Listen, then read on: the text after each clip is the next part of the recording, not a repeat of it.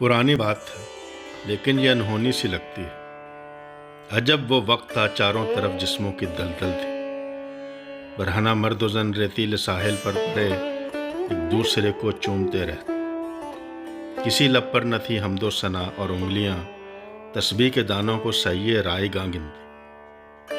خدا برہم ہوا، اس نے سمندر کی تہوں میں آگ روشن کی، سمندر کھول کر لاوا بنا اور ساحلوں کو کاٹ کر نکلا۔ ہر ایک جانب سمندر ہی سمندر تھا، کوئی آدم نہ آدم ذات باقی تھا، بس اس کشتی تھی سطح آب پر جس کو کوئی ساحل نہ ملتا تھا۔ وہ دن 40واں تھا جب خدا نے مہربانی کی، سمندر کو سمیٹا، ساحلوں کی ریت چمکائی۔